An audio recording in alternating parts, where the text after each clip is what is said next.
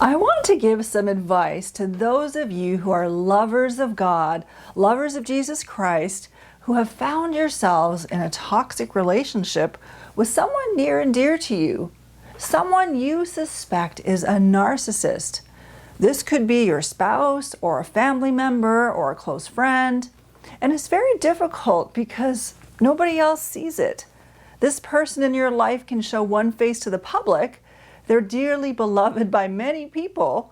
Maybe they do good works for others, but behind closed doors, they are cruel and vicious. They are a different animal and no one else sees it.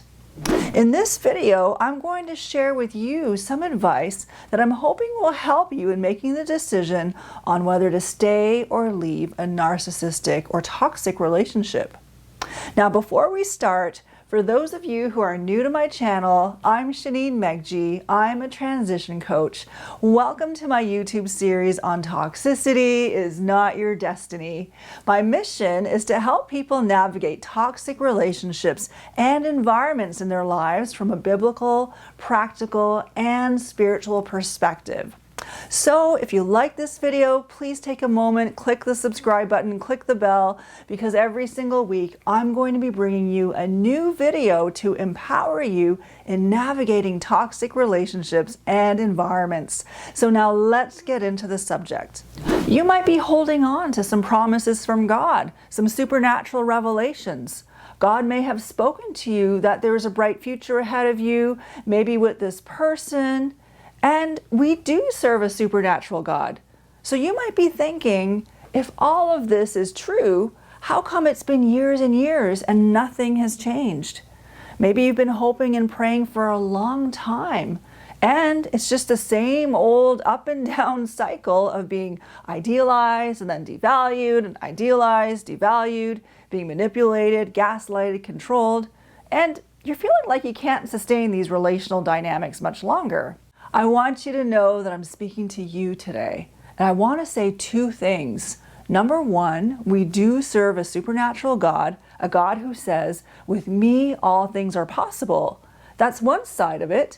And the other side, the second thing is this: past behavior is a predictor of future behavior. That is a quote that Jim Rohn said. If you want to know what the next 5 or 10 years of your life is going to look like, just look at the last 5 or 10 years, and that will give you a picture. Kind of a sobering thought. And so how do you reconcile that with a God who is supernatural, where nothing is impossible with him? What do you do? Do you stay in the relationship, or do you go? So I just want to offer some advice that was super helpful for me when I was wrestling with these questions. You may have tried a lot of different things, maybe counseling or whatever, but I think if you're starting to get more awareness on narcissism, I believe that is a sign in itself that God is shifting things and taking you through an awakening process. If you're watching videos and reading books and feeling like the person you're with is smelling a lot like a narcissist, that may be God awakening you to a reality. So definitely, on the one hand, your past is going to be a predictor of your future. That means nothing's going to change unless something changes, that's for sure. You're just going to get the same results or the same outcome over and over again. But now that you've become aware of a reality, you're probably wondering what to do now. You're all stirred up, and you're aware that things cannot continue the same as they always have been. So what does change look like? What should you be doing in light of being a follower of Jesus Christ? A lot of people say that if someone's a narcissist, there's very little hope for them to change. It's almost impossible. And although I'm aware of the sobering statistics that narcissists don't tend to change, I want to say this: I do believe in the power of God. I do believe we serve a supernatural God, and he's capable of miracles. If a narcissist comes to the realization that they need God to change their heart, I do believe God will come and do it. And often the issue is not about the healing, but it's really about getting a narcissist to come to that realization that they need God to change their heart. And I did do a video on this called, Can God Heal a Narcissist? So you may want to watch that with this video. That said, I want to share an example of King David in the Bible. You may know this story. Before he was king, he lived in King Saul's house for a while, playing the harp for him. And while he was doing this, sometimes Saul would just be throwing spears at him, and David would have to duck in order to miss being hit. And I think that's a really apt image of what it's like to live with a narcissist. Their spears are like their harsh, cruel words that they hurl at you, which you're having to dodge all the time. That's how you live in a house with a narcissist. It's just like a war zone. It's not a sanctuary. It's not a peaceful place to come home to. You're always having to be on high alert, fight or flight mode, because you never know when you will have to duck from a spear being hurled at you. So David had to live in that stressful space of ducking spears for a season, but there came a moment of awakening when he realized that Saul's actions against him were not some temper tantrum or an anger issue. Saul was really out to kill him. So David came to a fuller understanding of what was really happening, and things, of course, were escalating. So he got more insight and knowledge into what was going on into the psyche of Saul. And maybe up until this point, David had been justifying all these bad behaviors of Saul because, after all, Saul was still his father-in-law. David was best friends with Saul's son, Jonathan. So David was really part of the family. It would have been easy for him to make excuses for why Saul was behaving the way he was. But when he got insight into what was really going on, that's when he fled, because he knew it wasn't safe for him to be there any longer. It was destructive, and his life was in danger. So I just wanted to mention it, not because I'm telling you you should run, because I don't know your situation, but God knows it. But I wanted you to understand that sometimes it's not wrong to leave. God might call you to leave or take some space, and that is okay. Sometimes that needs to happen. And as you fast and pray, it may not be that an angel will show up and tell you, "Take my hand and let me lead you out," like he did with Lot and his wife on their way out of Sodom and Gomorrah. It might just be you being really awakened to the reality that this person you're with is getting worse and crazier, and it's just not safe. And you might just have more knowledge and understanding to inform a better decision. God might just give you guidance and direction through common sense. Now, all that said, what's really, really important is for you to be clear on what God is saying to you right now. That's where wisdom from God is needed, because God knows the potential of every human heart, including the heart of the narcissist. God is the only one in the whole world, in the whole universe, who has the foreknowledge of all of the narcissist's choices and what it would take for him or her to change, and whether he or she ever will change. The thing is that Christianity is a religion that is all about transformation. The scriptures talk about believers changing their natures entirely, going from an old creation to a new creation. So when you think about it, it's not really about becoming a new and improved version of yourself. It's really about transforming into a completely new being. And that's what it ought to be. But it doesn't always happen. Jesus Christ gives us the power to undergo transformation, but not everybody chooses to go through it. In fact, it seems very few people go through it, since Jesus says that only a few people enter through the narrow gate. So only God knows the people who will choose to undergo a transformation, and when that would ever happen, if it does ever happen. But that's not a reason for you to hold your breath and stay longer in a toxic relationship than you should, because a hope deferred makes the heart sick. Sometimes it's just not wise. You may need to leave and move on or take a break. On the other hand, you may need to stay even if things are toxic at the moment, because God knows they're not always going to stay that way, and something beautiful or good is going to come out of it. But at the end of the day, you really need to hear from God.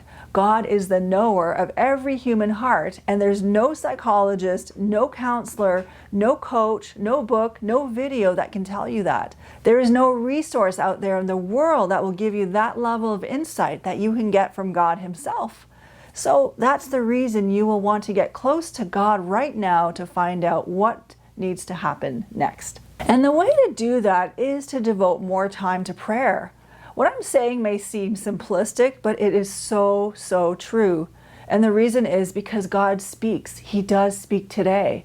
The Bible says that God is the same yesterday, today, and forever. If He spoke in the past, He still speaks today. I can attest to that from my own life and experience. He knows the answer better than any resource on this planet. He speaks today, and He can give you supernatural guidance on what next steps to take.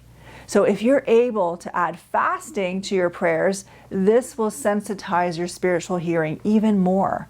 Now, if you can't fast, that's okay. The next best thing would be to abstain from something in order to free up more time for prayer or to free up your heart to focus more on God. The whole idea is to position yourself to hear from God, and adding fasting to it definitely sensitizes and accelerates things. So I would encourage you to start to pray more and fast if you can, and start looking for God to speak. And know that God speaks in different ways. He can speak to you through conventional ways, like through your Bible or through your heart or a message at church or your thoughts or your senses or through people.